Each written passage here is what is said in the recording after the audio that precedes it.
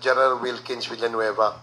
So, Wilkins, ilang buwan yung sinurveillance si Alan C? 3 months, Mr. Chair. So, dun ba sa 3 months na surveillance ninyo, hindi nyo na nakita o narinig na lagi niyang kausap si Michael Yang? Wala, Mr. Chair eh. So, hindi... Honestly, Mr. Chair, kung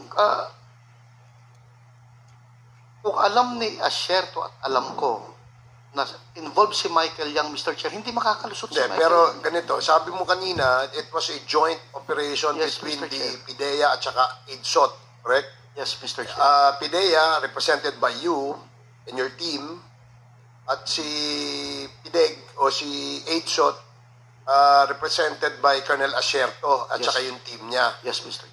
Pero dun sa report ni Colonel Asherto, at lagi niyang sinasabi sa atin, na meron siyang intelligence report against Michael Yang. Hindi ba niya shinare sa iyo yung information, yung intel na yan? Yun nga ang problema sa kanya, Mr. Chair eh. Kasi during the time na magkasama kami, wala namang Michael Yang kami. Kasi if it was a joint operation, sabi niya may Michael Yang, sabi mo wala. Kaya napakahirap timbangin kung ano ba yung issue. But we will get to that more comprehensively in the next probably hearing, no? Mr. Chair, gusto ko lang pong sabihin to Mr. Wilk, the last hearing that we had, nung sinasabi niya yung tungkol sa buhay mo, Mr. Wilkin, ako nagsalita, no? Di ba? Nasigawan pa nga kita sapagkat hindi mo naman sinasabi yung tungkol sa buhay mo eh. Pinagtatanggol mo si Michael Yang. Oh, tinan mo ugali mo. May ugali ka pang hindi maganda rito. Hindi mo kinakailangang magkaroon ng ganyang ugali. Sinasabi ko lang sa iyo ang totoo. At the time that you were actually telling us who you are and your family, you mentioned Michael Yang and you even protected him. Yun ang nakalagay. If you want, we could be able to get the record para makita dyan, malaman natin. Mr. Chairman, thank you. Okay, salamat, Congressman Abante. Yun lang, no? It still remains a puzzle to most of us, considering that merong joint operation, pero yung side ni Colonel Asherto, meron siyang intel against Michael Yang, and on the side of PIDEA, where most of it are your team, no? Team, kasama mo yun, pati si Carillo. Kayo nagsisurveillance kay Mr. Alan C. Doon sa surveillance nyo kay Alan C, sinabi mismo ng asawa ni Alan C na madalas silang pupunta sa DCLA, kausap si Michael Yang. Pero sa inyong report, wala yun.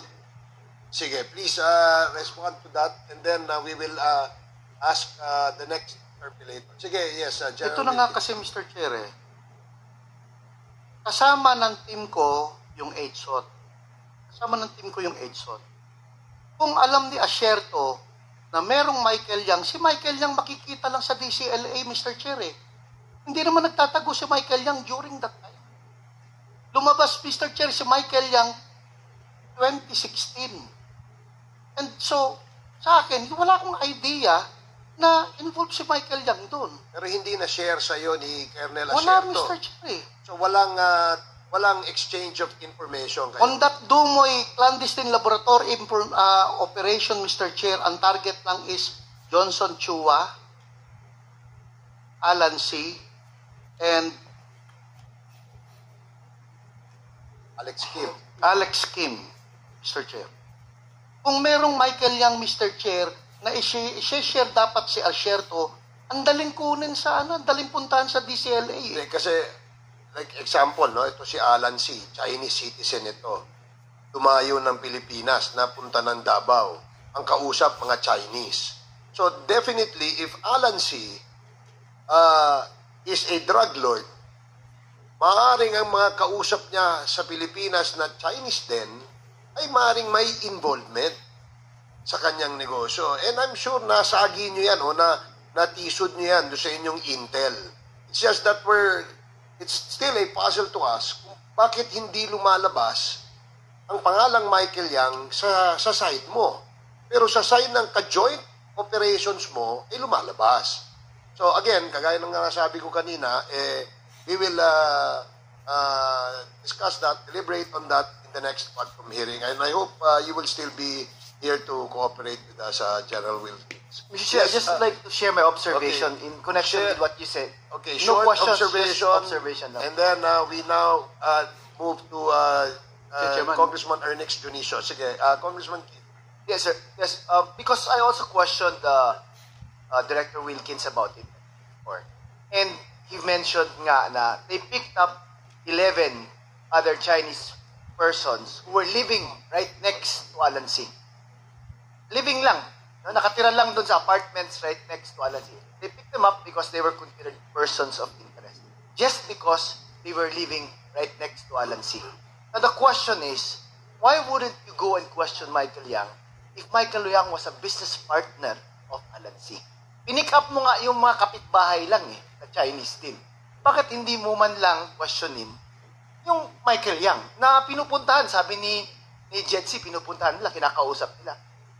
Yun nga that's what's boggling me kasi pinick up mo yung 11 others who are just residents and residing near Alan C. Yet hindi mo pinick up yung taong kausap nila at negosyo nila. Yan si Michael Yang. Yun lang po, Mr. Chair. Okay, thank you, Congressman Keith. Can we show a picture of the Secretariat? Paki-flash mo nga yung picture, papa-identifyin muna natin kaya. Miss Jed Pilapilsi, kilala mo ba yan? Yan, sa likod. Ito, sa harapan. Ito. Yung mukha niya po, parang almost the same, parang ganyan. Kaya lang kasi yung picture niya, Kanino? parang madumi, ano ba yan? Kaninong mukha yan? Yan si Johnson Chua po. Okay, Johnson Chua. Sige, salamat. Thank you, hindi yan madumi. Luma lang yung picture. Okay, sige, thank you. Next, would like to Mr. Chairman? yes, SDS. Meron lang akong kay General Wilkins. No?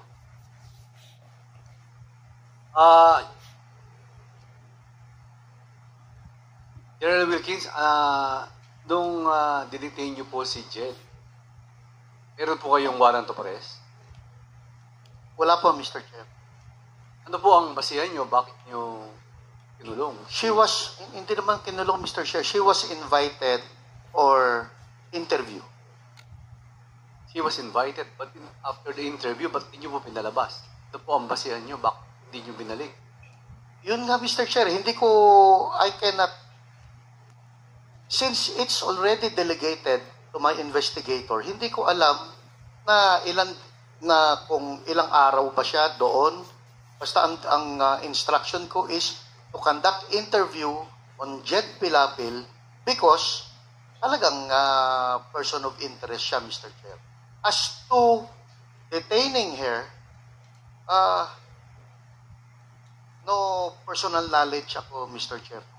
Kasi magpa-follow up operation kami doon, Mr. Chair. During that time, we are busy conducting follow-up investigation and operation on other sites kung nasaan na ando ng mga warehouses, Mr. Chair. DG, ikaw ang head of the agency.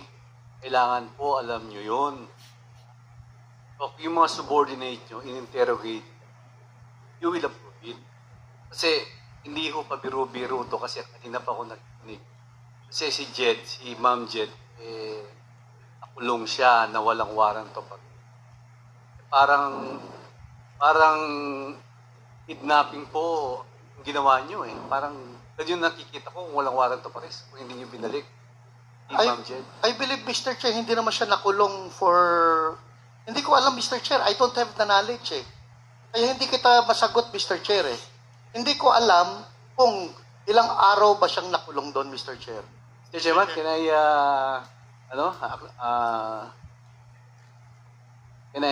Yes, Congressman Ako, Congressman with the Ako. indulgence of SDS Gonzales. Well,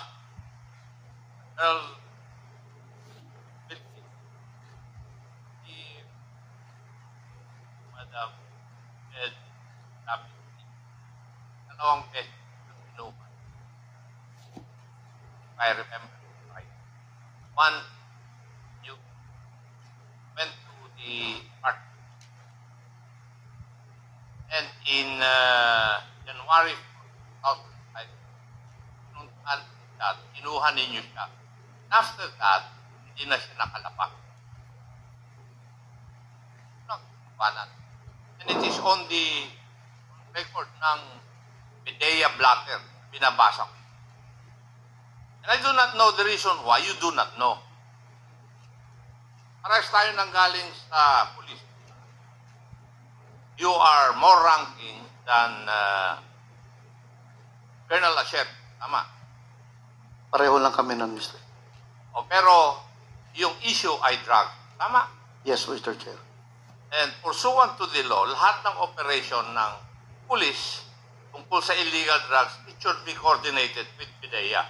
Pursuant to the law. Tama? Yes, Mr. Chair. So in other words, sa joint operation na binabanggit mo, ikaw ang overall ground commander. Yes, Mr. Chair. And you are the one responsible for what your men will do, will not do. Tama? Yes, Mr. Under Chair. the principle of command responsibility.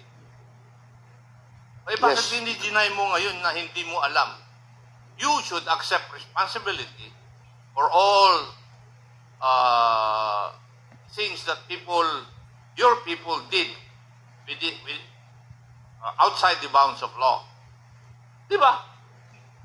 Turo sa atin yan eh. And now, here, naririnig ko yung sagot mo kay SDS. You do not know anything about it.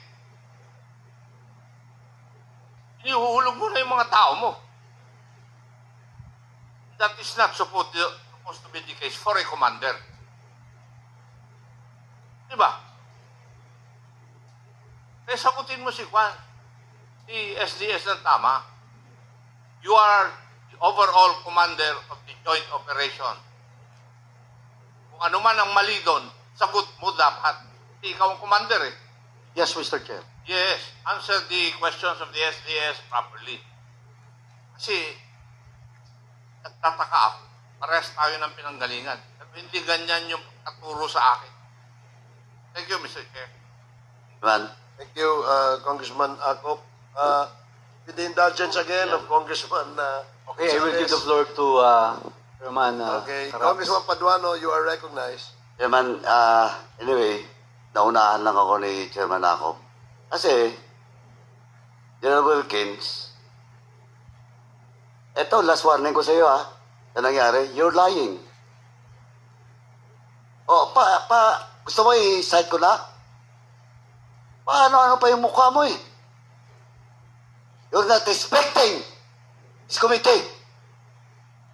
And I warn you, this will be the last. Kanina nung tinatanong kita, akala mo hindi kita babalikan? Now you admit